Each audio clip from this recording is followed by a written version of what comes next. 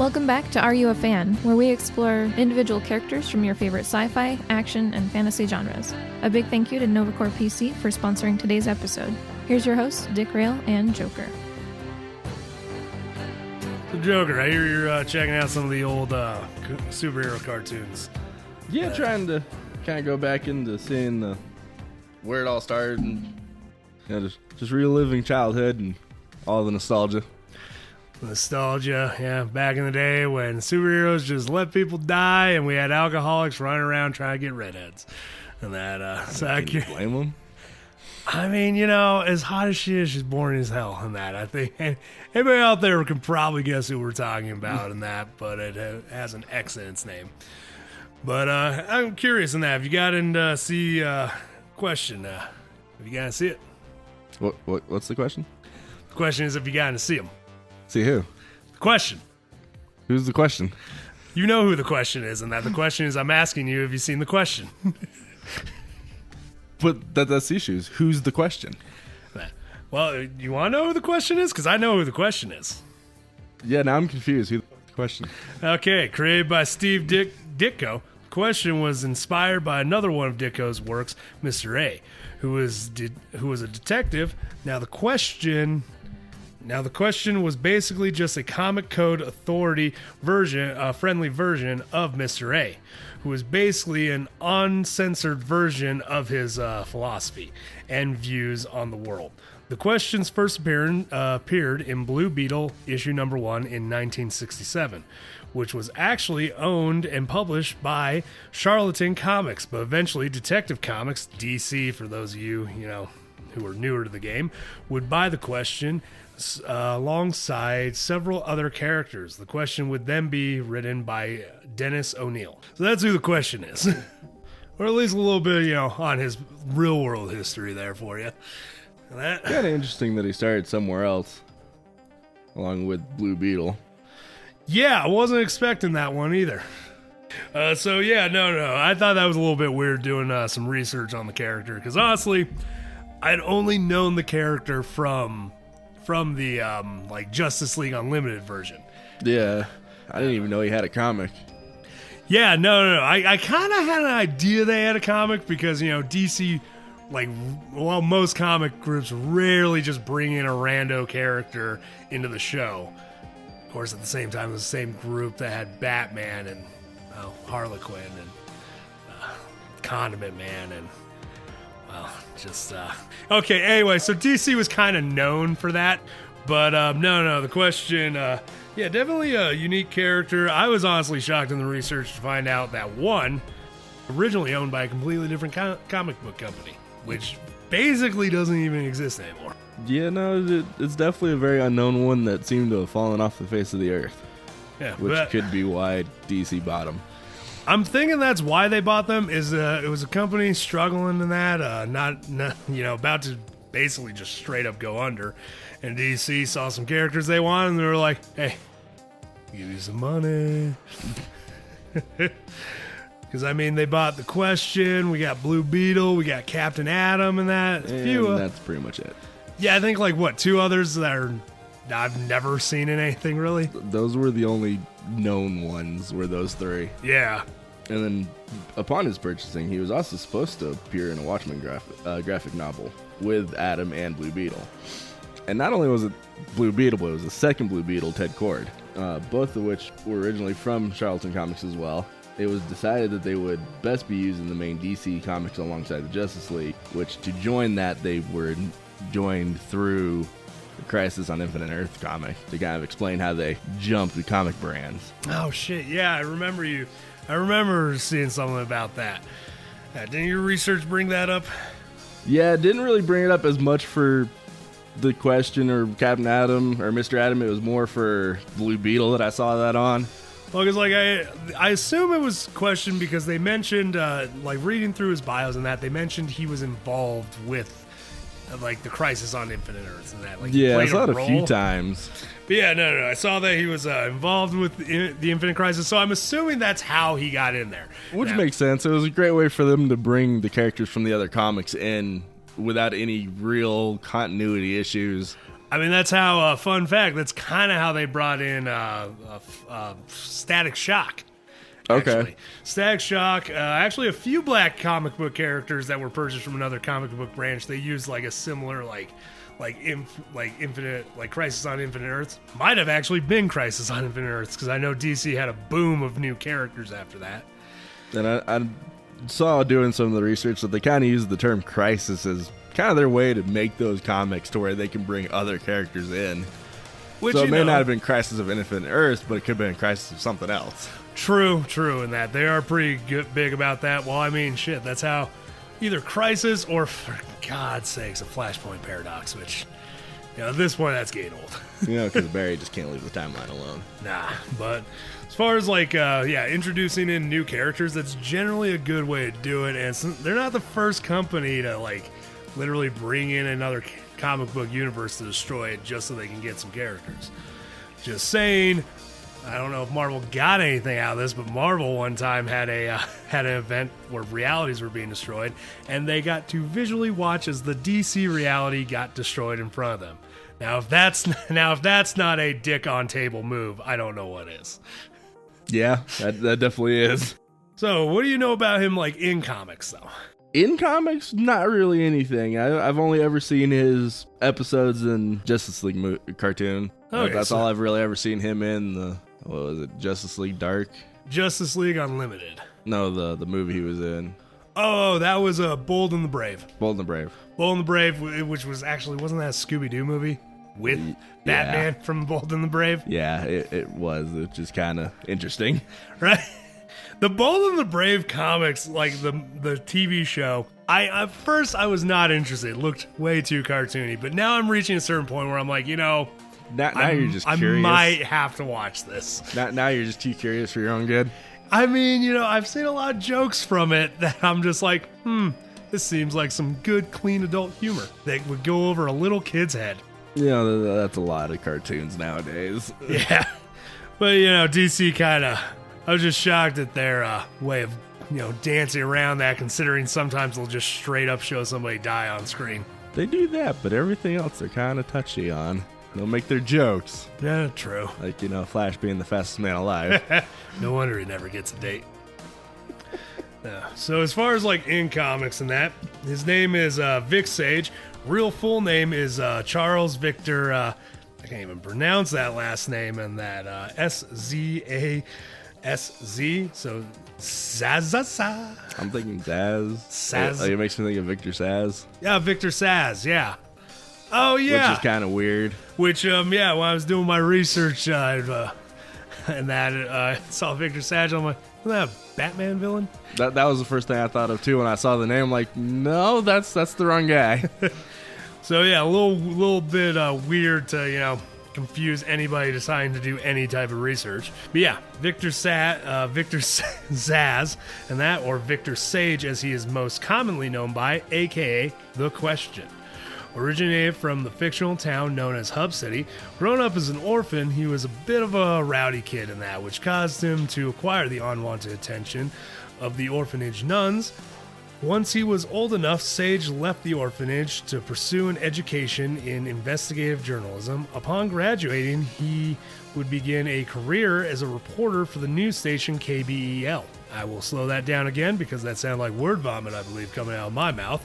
K as in KBG, B as in BG, E as in elephant, and L as in Lafint. Unfortunately, this wouldn't be enough for him, along with his anger problems, possibly forming from, orphanage nuns. Vic would meet his friend and teacher, Aristotle Roeder, who would help him in creating his alter ego, and thus The Question was born. Later, he would lose a fight to one of DC's greatest combatants, Lady Shiva.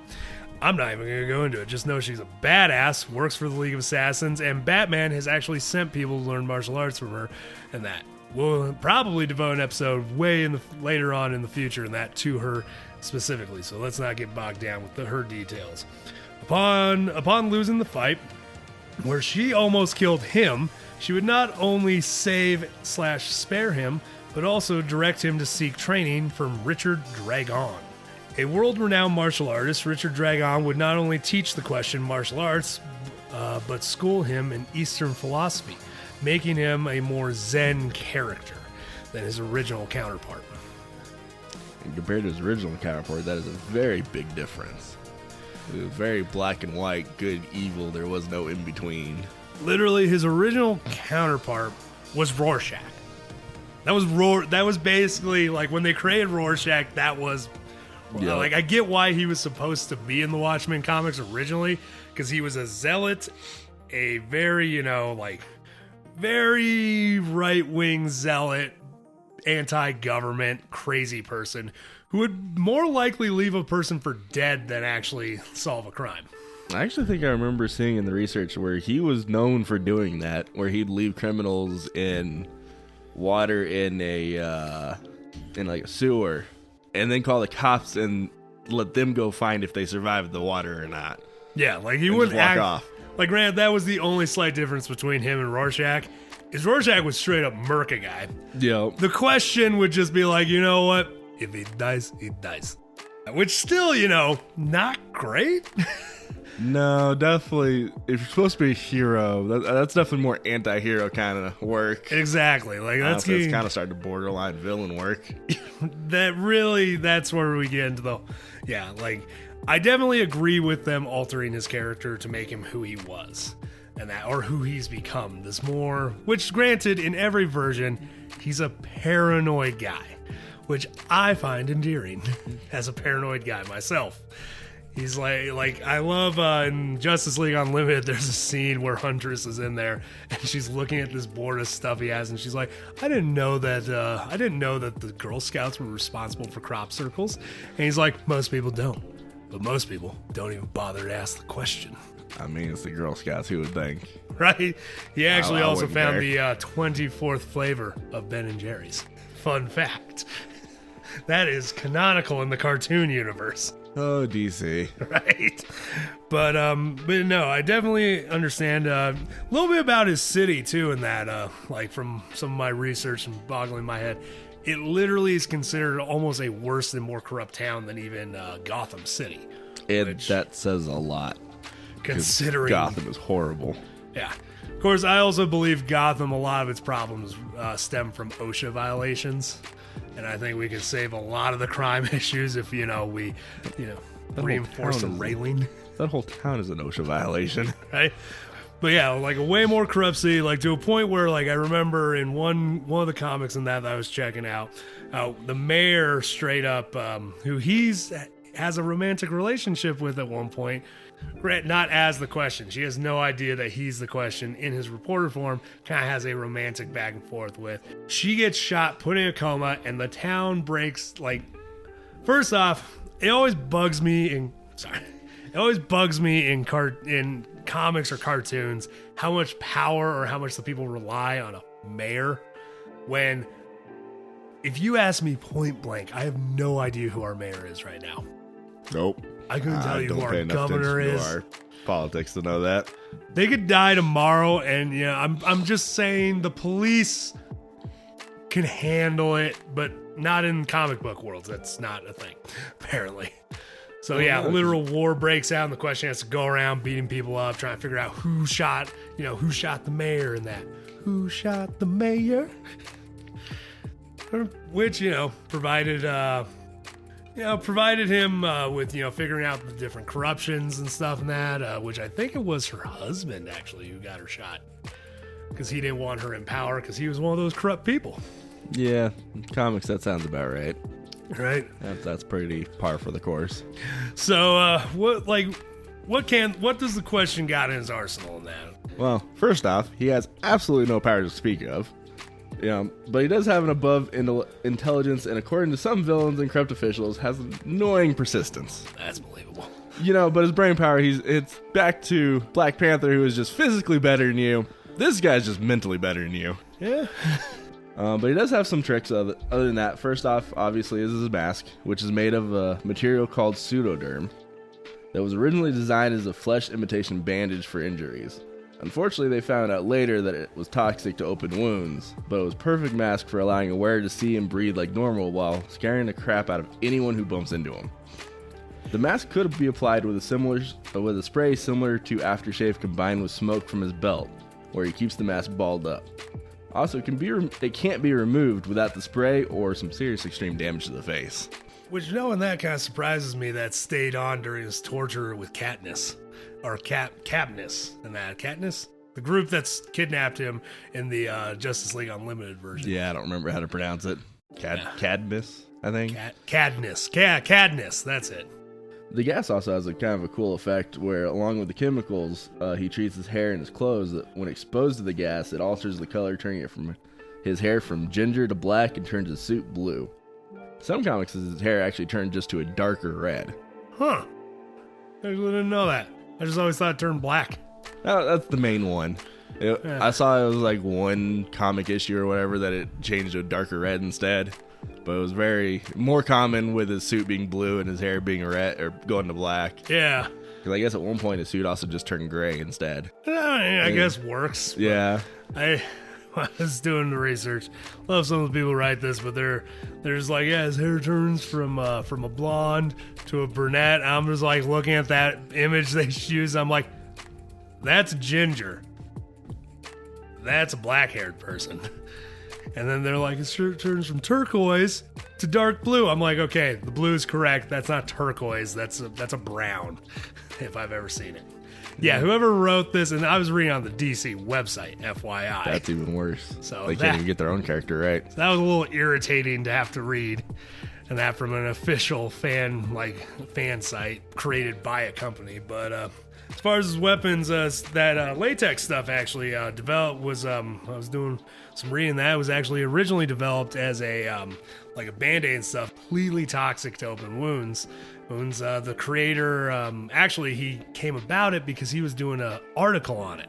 Because somebody, I guess, had stolen the stuff and they were going to sell it to use it as the Band-Aid. And then, because he came out with a piece saying, this company's killing these people and that, and like just sell it, try to get money.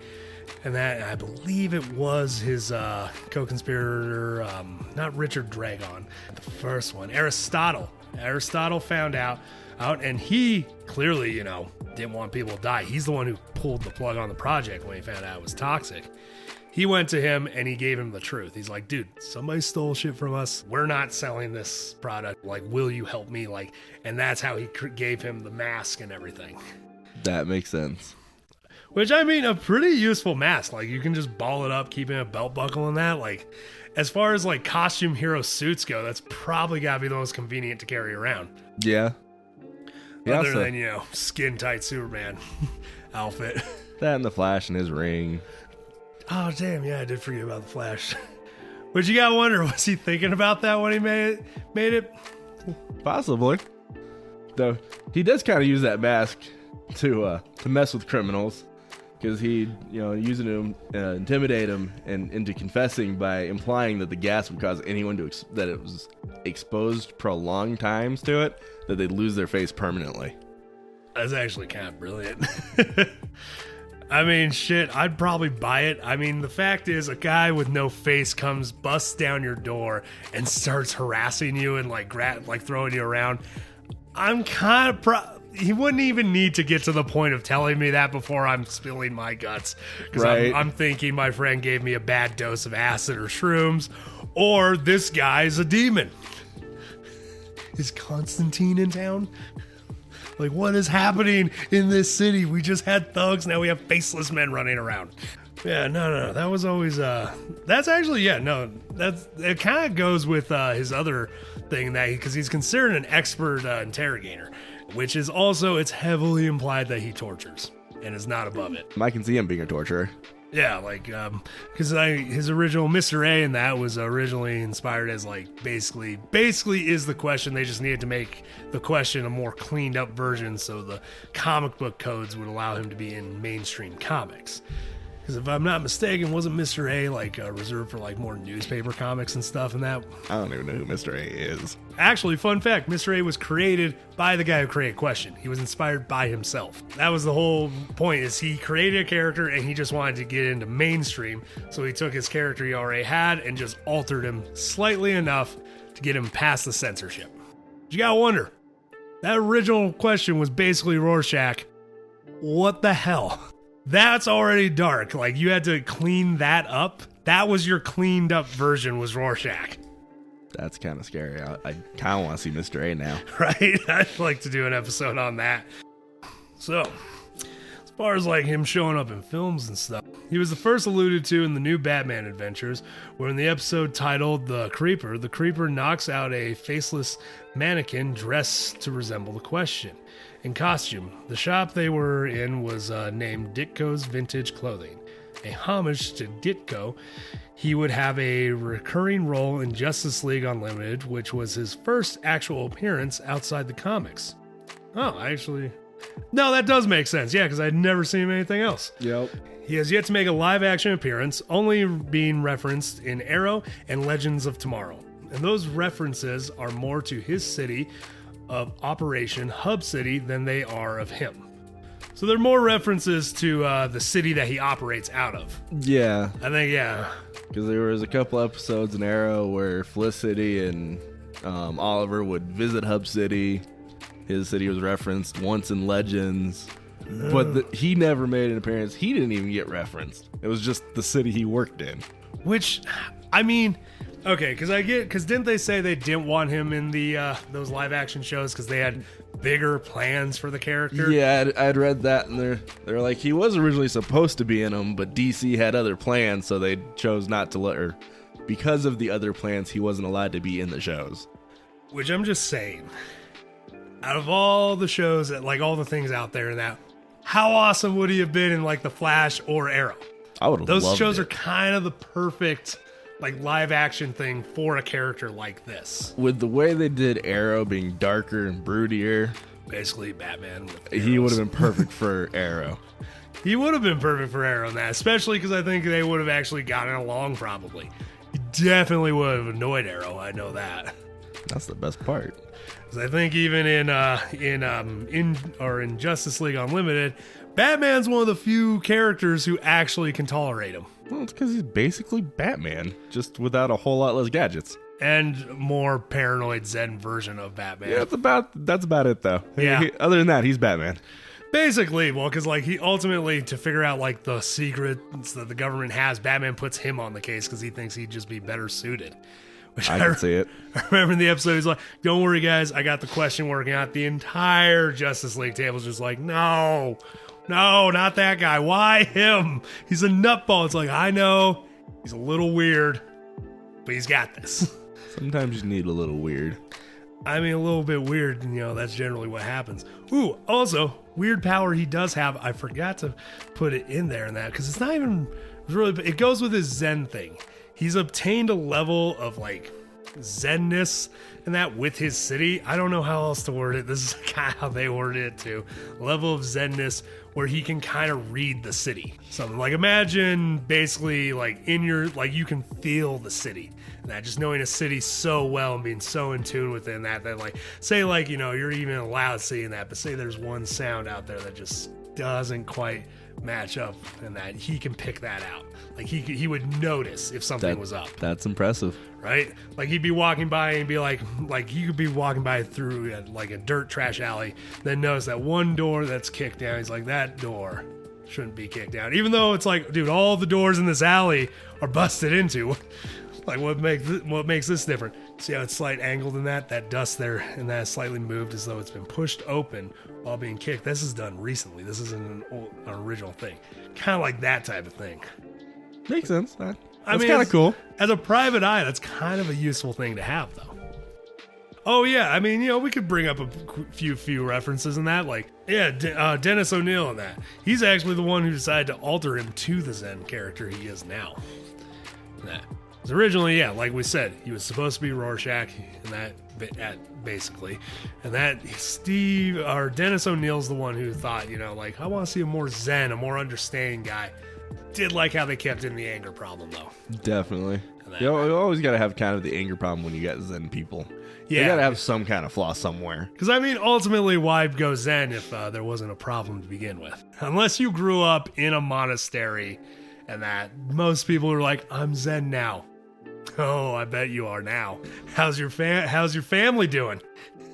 Probably You better. seen your kids lately? Yeah, just speaking from some videos I've seen online. But yeah, no. So the character and his first comic book appearance was what gave him his trademark look and trademark, whole Zen attitude. And that created by Dennis O'Neil. He's the one who took over and kind of just like led him into the whole thing. Fun fact, Question at one point does die in the comics. I mean, they all kind of do at some point or another from something. True, Whether but they like, stay dead is another question. I'd say he's came the closest to staying dead out of a lot of superheroes, because like he died from lung cancer, passed the mantle on to a ex-cop, and he didn't come back until the Black Lantern crisis. See, there's that crisis again, where they're bringing characters back. Which that one at least, like, I will admit, he at least stayed dead longer than most other characters who die. Because even Batman getting hit by the Omega beams came back kind of on his own accord. Meanwhile, the Question had to literally be reanimated from a ring that reanimates dead. And they also had to kill like 12 other superheroes in that series and that to make that comic a thing.